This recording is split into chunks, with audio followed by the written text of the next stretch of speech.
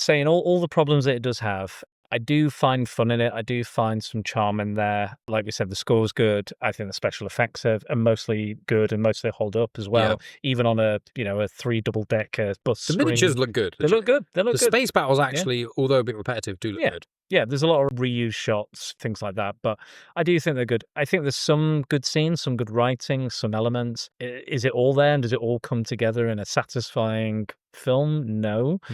But I also think of the Star Wars rip-offs I have seen, I think if you had a list of them, I think Battle Beyond the Stars is going to be at the top somewhere. It's going to be high up there in regards to Star Wars, not Star Wars parodies, but trying to ride its coattails and have its own success. I think this is still going to be closer to the top of the list of those rip-offs. And let's be honest, like, if you compare this to the Star Wars Holiday Special, the Holiday Special is one of the worst things anyone has ever seen. And is actually unwatchable, and it's like people have said Can't disagree. People have said like, oh, is it so bad it's funny? It's like, no, it's so bad it's just not even funny anymore, and it's actually just the first half hour is just atrocious to watch. All of it's shit. There's almost not a single redeeming part of the Holiday Special at all, and it's actually fucking dreadful to watch. The only good things about it is the 2D stuff, where they really draw Harrison Ford in a weird caricature, and then there's one or two tiny little Easter egg nugget things, and the rest of it is awful. But it's fun to talk about because it's crap.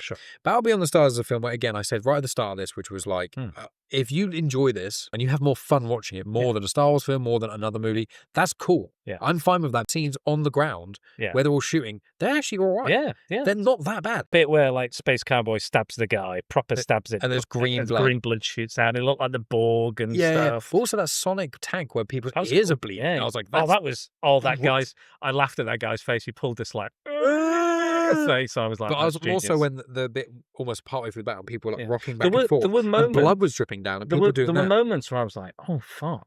Like towards the end where they're like, people are really suffering. And I was like, again, it's got a lot of problems and it doesn't always work. But there was moments towards the end where I was like, shit, these people are not surviving this, or they're not going to make it out, or Chad's going to do this, or the innocent people, and they're like just in bits and scarred and damaged. The action is legit. In space on the ground is actually legitimately pretty good. For the budget especially. For what it is. Actually did a really good job. And it really feels like the people with the effort in it, and it works cohesively for the most part. Yeah. This clip is from the Forbidden Worlds 2025 coverage by Genuine Chit-Chat and Spider Down the Secret Wars, available on any podcast app and YouTube.